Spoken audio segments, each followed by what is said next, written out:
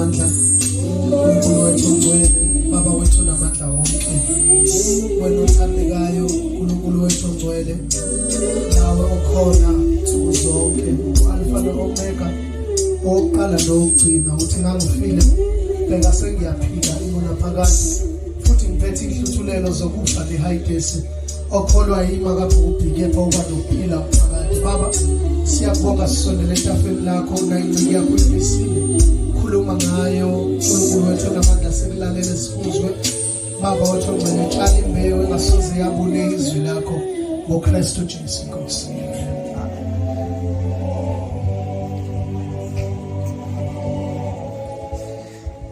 Ngiyabingelela bazalwane, abefundisi bonke egameni likaJesu,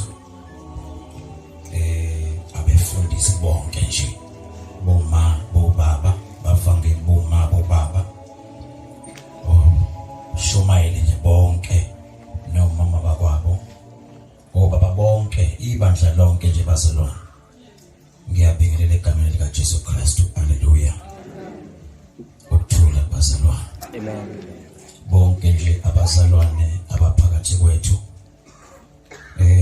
nabasha, ngiyabingelela ngayo Jesu Kristu Inkosi.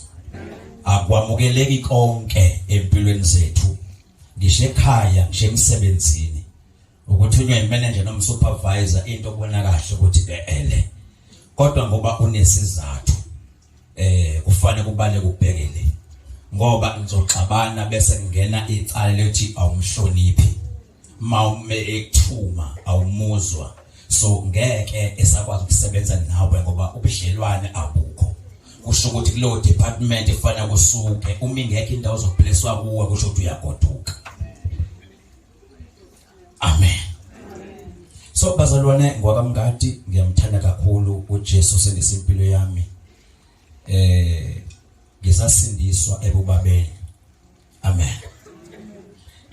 Khona ngangisitshela ukuthi sengiphunyukile, ngingazi ukuthi nakanti la ubufebe ubaba beyamshasela. Futhi ngangazi ukuthi mina intombi uyakuyona uyokhuluma lawo mazwi. Namhlanje siseke isidingo, sekwaphela ngisho isidingo. Igama seliyavela okubuka nje na kwi-TV ukuthi obani namhlanje abaproposayo ngoba isidingo seko. Haleluya. So umuntu sevele nje aqonde athi nje chayi babongcobo, ngiyazi ukuthi unonkosikazi, kodwa nje mangase nje ungivakashele kanye, akadingi insuku eziningi, udinga nje usuku olulodwa, futhi akulona ngisho usuku we-30 minutes. Manje umbuzo uthi ke, yini le ezotransferwa to yini le emenza abe nesibindi kangaka engabe namashoni? Lento ezosiza ukuthi sibuke ngale, ungajaji umuntu kodwa nje uma ithizwe asibambene nenyama negazi. Lento emenza ibe nesibindi, uthunyiwe, akazile wena mfowethu ngoba ekuthanda, akakwazi ukuvela aqonde kumzalwane sindisiwe, azokhuluma lamazwi, azi ukuthi akayedwa, awudingi ukuphaphamiswa, awudingi ukutshelwa, yazi akekho umuntu azi kahle ususindisiwe umntwana kaNkulunkulu ozoveleze nje kalula kwena.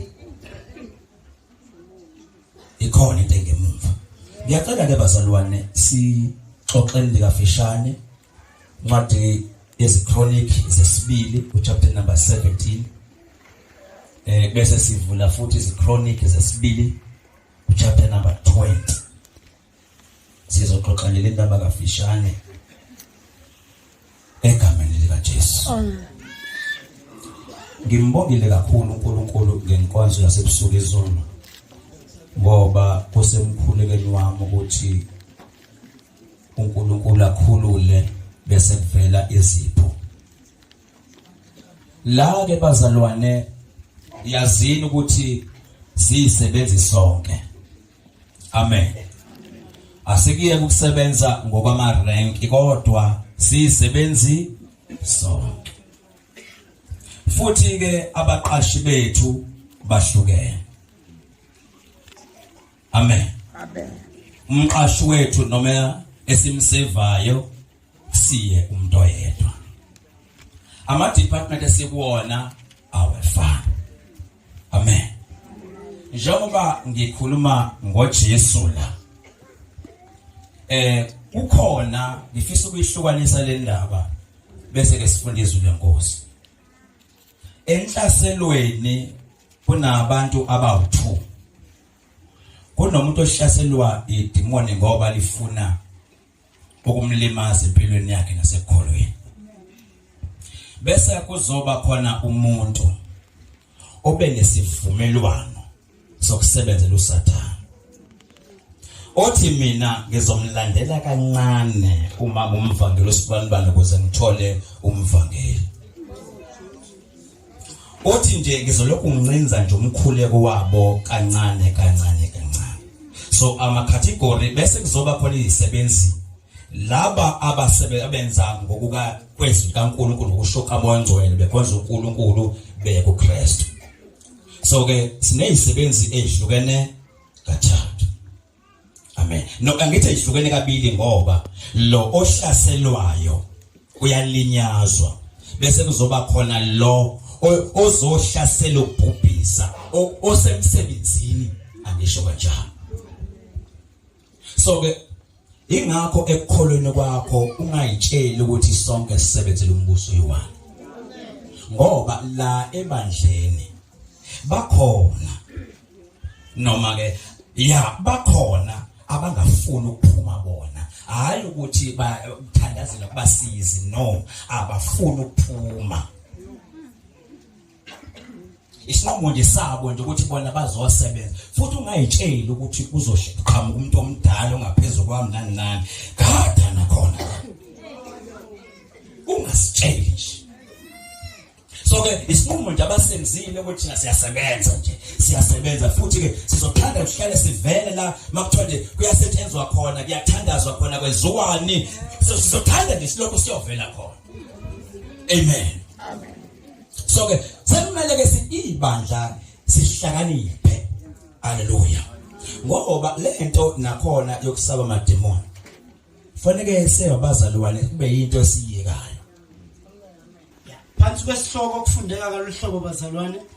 uJehoshafati uyinkosi kwaJuda amandla akhe. Verse 9. 7. Verse 7. Ngixolele bazalwane. Ngomnyaka wesithathu wokubusa kwakhe wathuma izikhulu zakhe oBenihayili noAbidai noZakhariya. Ngiyatholisa baba. Ngicela mvele mhlambe ke singabe sisabafunda sonke sigcine lapho ukuthi ezikhulwini zakhe. Yeah. Bese uya ku number 9 ngoba baningi laba yakhe. Alright. Yebo nje.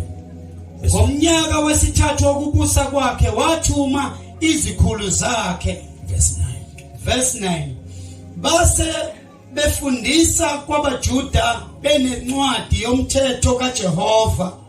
Bazungeza baya emizini yonke yakwaJuda bafundisa phakathi kwabantu.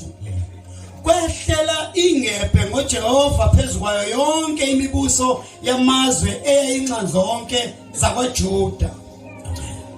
Ayilwanga noJehoshafati. Ngicela ukhuleke. Baba wethu ongcwele, uNkulunkulu wethu onamandla, siyazithoba phambi kobuso bakho mongcwele nakulesi sikhathi ukuzwa izwi lakho kuyintokozo. Siyabonga uNkulunkulu wethu ophilayo. Yebo sizele lona Nkosi. Athi uDavide liyakhanyisa endleleni lisibane. Siyalibonga uNkulunkulu wethu ongcwele, liyaphilisa kithi. Baba wethu ongcwele, nanku umkhonzi wakho siyamazi yena uNkulunkulu wethu ongcwele, kepha ngaye sibonga wena obhodla ngaye lo mlilo wezwi lakho uNkulunkulu wethu elizakuvalela amathanjeni ethu lisihambisa iminyaka ngeminyaka sikholwa ngamandla akho nangamandla alizwi lakho izwi lakho lelisomandla odala izulu nomhlaba busa ngalo nasenhliziyweni zethu nakulesi sikhathi yonke imoya mayithule ilalela ukukhuluma kwezwi kaNkulunkulu kuze bephakathi amen. Ngiyadlula nje labazalwane sizoya lapha ku chapter number 20. Baba ngiyacela vele angithathe ihlelo sakhe abe seduze. Siyadlula nje la sizofika na chapter number 20. Kodwa ke nansi ke indaba yambazalwane engifisa uqala ngiyambule. La uJehoshafati oyinkosi kwaJuda. Hallelujah. Amen. So uma sekufika la ku chapter 17 kwakungekhona okokuqala uIsrayeli umiselwa inkosi. Kwakungekhona okokuqala uIsrayeli ufundiswa ngomthetho ngoba kusukela bephumile ngeGibhithe babefundiswa ngomthetho kaNkulunkulu. So kwakungekhona okokuqala futhi kwakuyinto njalo eyayivamisile ukuthi yenzeke. Manje ke uJehoshafati useya take over emva kwenkosi ekade ikhona. uJehoshafati ekubuseni kwakhe unama strategies akhe okubusa.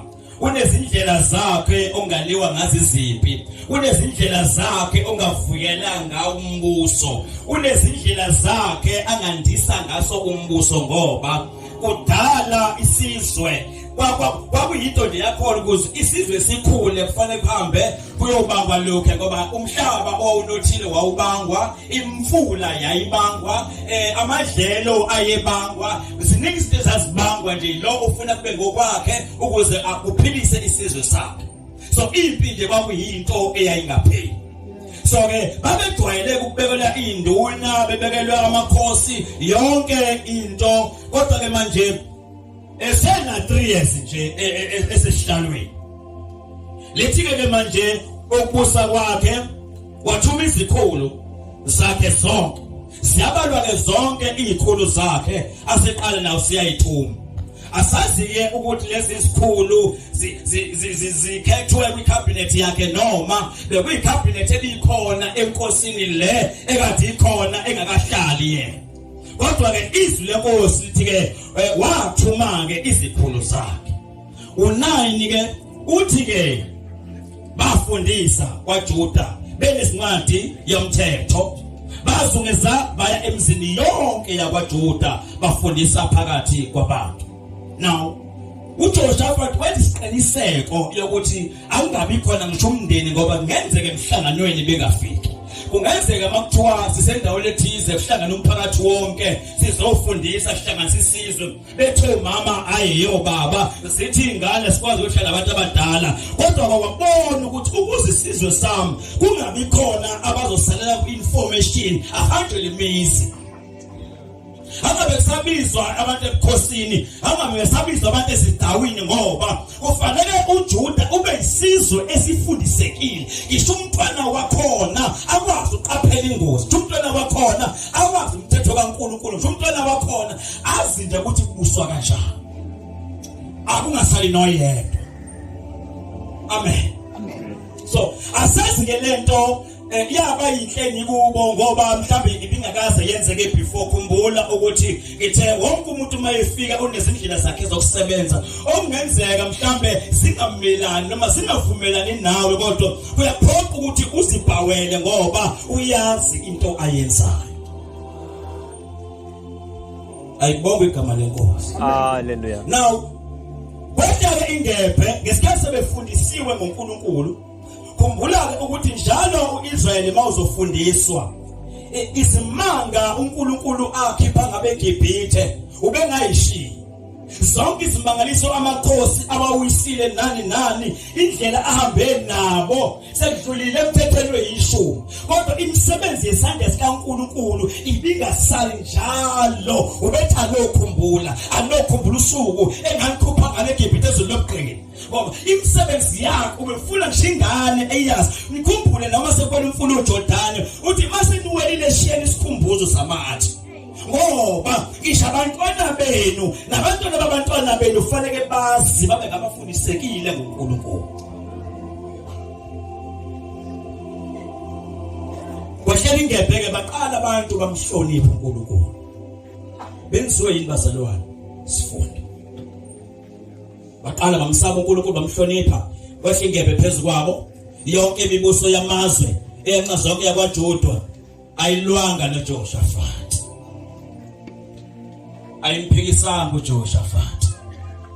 Ayimilananga nemithetho nesifundiso sikaJehoshaphat. Bayangizwa abazalwane. Ayilwanga noJehoshaphat inkosi yabo. Kwenza into esingayazi la kaJuda Jehoshaphat. Yabona umsebenzi wesiqhelaza yini ngathunyelwa abantu isiphi isidingo lokuhanjela imizi nemizana kodwa balilwanga noJehoshaphat. Hallelujah. Chapter number 20.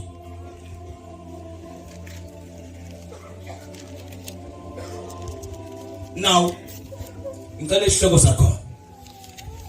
Chapter number 20 says Chronicles the speed. Yeah. Ukunqoba kukaJehoshaphat izitha zakhe. Jehoshaphat usebenza kanzima akusuke engqondweni ukuthi ngizale kuliwa. Ngakhula kuliwa. La kuhlale kuliwa. So indlela engizofundisa ngayo ezomsiza enqobeni. Ngoba asisempini yini. Amen. Yonke into uJehoshaphat ayenzayo uyenzela impesayo. Ngoba ziningi ezikhona izimpi ezilwela kalula kudluleke kuso. Amen. Ungathuka umuntu emgwaqweni ungabi nankinga. Kodwa uma waqabana nomholi wakho uba nenkinga ngoba akuzona zonke izimpi ezilwa ngendlela efanayo. Awunqobi ngendlela efanayo. Hallelujah. La ufuna unqoba ngokuthobeka nokuxolise wena ungonanga. Kodwa ngalela kulula ukuphendula kulula futhi ukushaya ngempama ngoba kungale. Kodwa kunempi la kufanele kuvele wehle khona uvele uthule uthi makube kude nawe.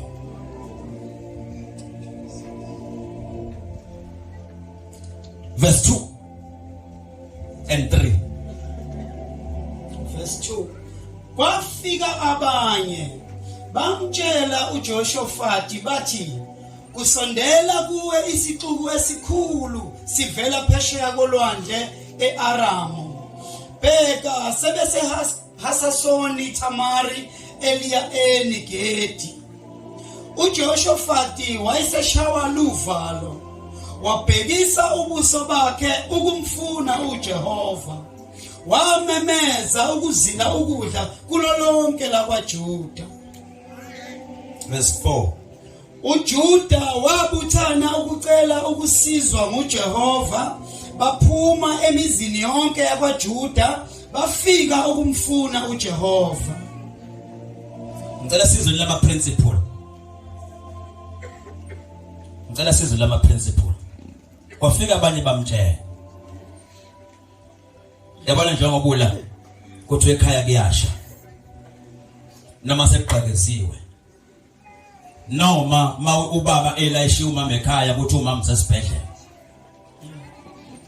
Kwafika abanye bamtshela uJehoshaphat bathi kusondela kuwe isixuku esikhulu esivela phesheya kolwandle Aram. Bheka laba bantu asikhulumi ngabantu abasekude. Laba bantu sebesazasoni Tamari eLi-Engedi. uJehoshaphat ngoba ubengayilindele lento. It came as a shock. Wavela shawa uvalo. Amen. Amen. Wayeseshawa lovalo. Uma lesumshayile uvalo. Bawukuthi uqinisile esifundisweni. Uqinisile ngoNkulunkulu. Uqinisile ubudlelwane bakhe noNkulunkulu. Wangagijima wayotshela amanye amakhosi abafowabo. Wavele kwezinto eyodwa. Wathi ke angithi imithetho sifundisiwe ngayo. Siziwe ngengalo kaNkulunkulu enamandla eluliwe. Sizwile ngamakhosi uNkulunkulu awawisile. Kumina usezofika ame. Engabe sayenza lento athe angifundise ngayo uJuda wonke. Wabuyela amafayela. wena uNkulunkulu ngikwazi phela wena unje. Wena ngikwazi unamandla. Ufakazelwa nawo baba bethu yonke imibhalo mayibhalwa ngayo uvela uNkulunkulu onamandla, uvela uNkulunkulu onqobayo, uvela uNkulunkulu ofohlayo, uvela umlilo oqothulayo. Ngawe kulotshiwe, ngawe sibonile, ngawe siyethemba.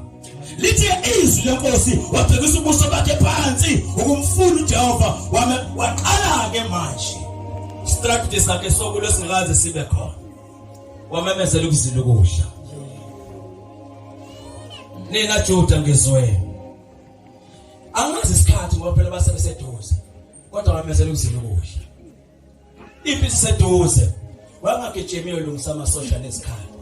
Ngoba isikhathi sase singasekho. Amen. Isikhathi sase singasekho sokuya enhlambulukweni. Isikhathi singasekho ukudriver uye kumfundisi. Isikhathi sase singasekho impi yayila manje ingasasho ukuthi icela umthandazo. Impi nathi iqeda manje ibulela nawe akukho umuntu wedwa. Baba le principle ungayishiya. Ndoda kaNkulunkulu yavela bhekisa ubuso bayo yakhala kuNkulunkulu. Yangabisa themeleza. Yavele yamemezela ukuzila ukudla ayiseki into esisazoyenza.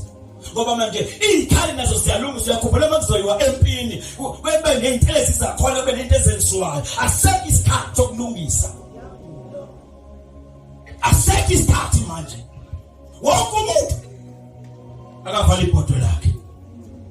Nansi episisondela. Now, izwi lenkosi ke wamezela ukuzila ukudla Juda wonke. uJuda wabuthana. Wacela ukusizwa ngoJehova. Baphuma emzini yonke yabaJuda bafika bamfuna uJehova. Angisebefundisiwe. Sebeyawazi amandla akhe. Abamelananga naye, abalonga naye bafundisa. Isifundo sabo sesiyabonakala futhi sebesenza memezela ukuzila ukudla bavele babuthana bonke abangashupha bangawaste isikhathi. Ngoba selikhuluma ilizwi lenkosi. Ababuzanga ukuthi uzilelwane. Ababuzanga ukuthi isikhathi singakanani. Bavele babuthana bonke. Yilo naloyo wethi matabanga sheshisana. Yilo naloyo uthi wendluyami gijimana. Inkosi sithe akusila ukudla. Bagijima bonke basila ukudla. Akekho abusa inyama negazi ngoba kukhona impi esimenyezele kuthiwa nansi iyaphuthumiyeza. 13:15 verse.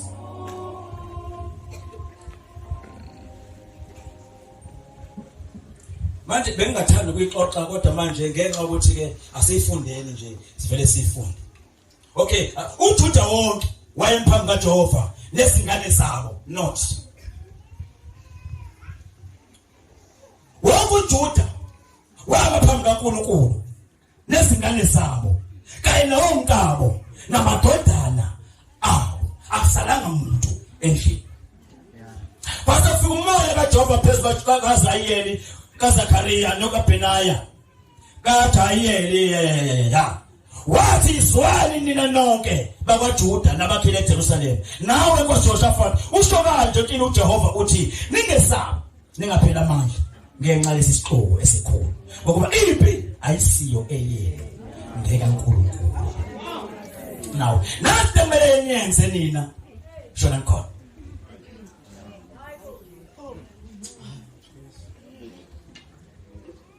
Ubungcwele ubuzwa busukile shona khona. Amandla omthandazo uwezwe ngasekho shona khona. Imali ayisekho akuseke inkonzo nakusahlanganele shona khona.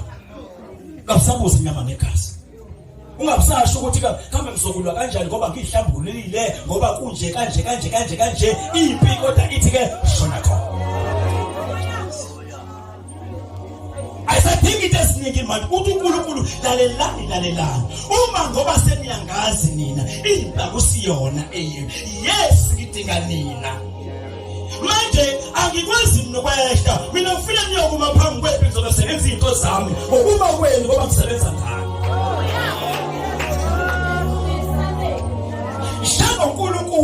Angisebenzi ningakhulumanga ngoba izwi lami ngivele nehlise nje. Kodwa uma kunesimo singalungile, ngidinga nje umuntu ozokhuluma bese into umuntu ayikhulumile ngezwi lami. Ngoba linamandla linegazi umuntu. Liphuma selinamandla selinkemba. Ukhulume wena.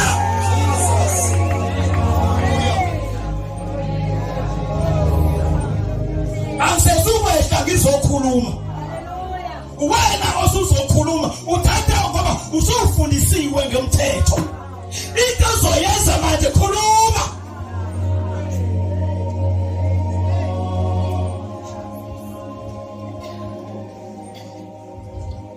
Kwathiwa ihlela akusiko kwena ukulwa. Impi zehleleni. Nime nibona ukusilisa kaJehova. Nina Juda, neJerusalem, ningesabi, ningapheli amandla. Ngifundile verse 20 bese siyathandana. Verse 20. Abantu ikhali zokulwa zihlukile. Mafuna ukulwa noSathane namademoni akhe. Don't pay attention. Don't waste your time. Ngamademoni. Kunendlela elula yokulwa nawo. Don't waste your time. Yabona sihlezi sekumoya.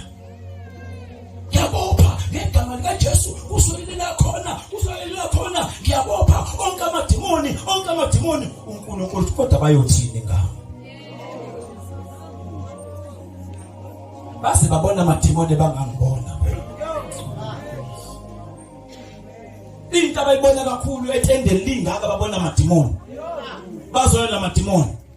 Because ngithini nakubona bazongizwa kanjani ngoba into abamabevula amehlo bona babona idemoni.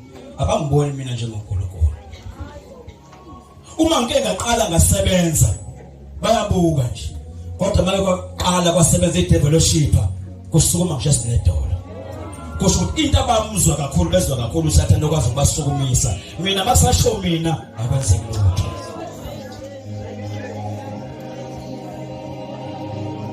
Umuntu azakwazi ukuthandaza fanele manje qamuke idemoni idla imali lifaka ukugula lifake yonke into amphuphisa izinyoka kuvuka abathakathi ngoba uNkulunkulu bethi vele emthandazweni cha bangizwa mina kodwa bamuzwa kangcono uSathane.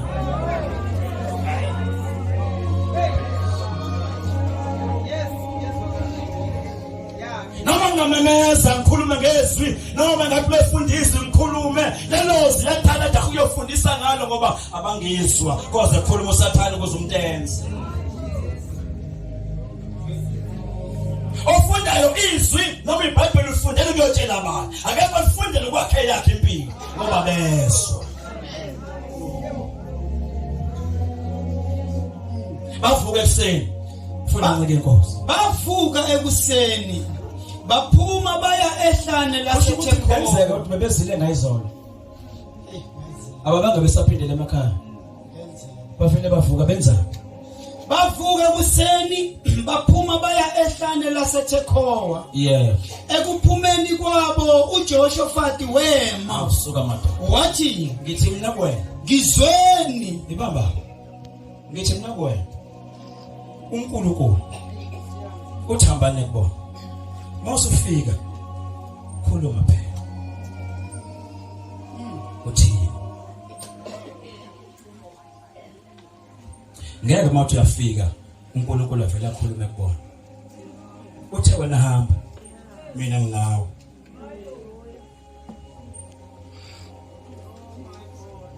Khuluma phela. Wafika ke uJehoshafati inkosi. Wama phambi kaIsrael baJuda. Wathi wemadoda ngizweni. wathi ngizweni Juda nani bakhileyo Nana bakhileyo eJerusalem. Kholwani uNkulunkulu wenu. Kholwani ngoJehova uNkulunkulu owenu noNkulunkulu. Aqiniswa. Kholwani ngabaprofethi bakhe ayakuphumelela. Niyezophumelela. Ya prophet indoda yakhuluma izwi kaNkulunkulu. Verse 21. Eseluleke nabantu wamisa abayi Waqala wahluka. Wathi nina nizonako umsebenzi.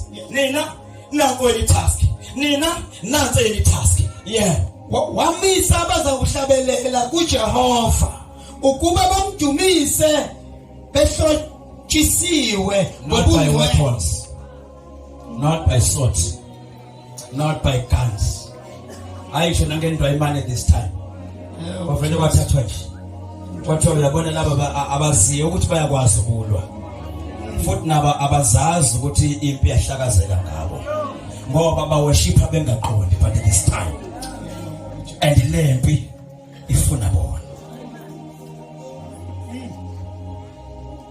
manje sesizili lokudla sigcwele izwi asisadingi into eziningi ngeke sisamema amakhosi ngoba awakuzilanga ukudla awanalo izwi awahlotshisiwe izwi la esibadingayo abasebenalento ephelele kaNkulunkulu right bamisa ke wathini ke baba besaphuma ngaphambi kwempi bathi bongani uJehova ngokuba umusa wakhe umiphakade lapho sebeqala ukuhalalisa nokudumisa uJehova wabeka abaqamekeleki babantwana bakwaAmoni nabakwaMowabi nabakwaSeriya ababefikile uJuda banqotshwa. Ngicela uyibambe lapho ke baba ngiyabonga kakhulu. Esandleni somusa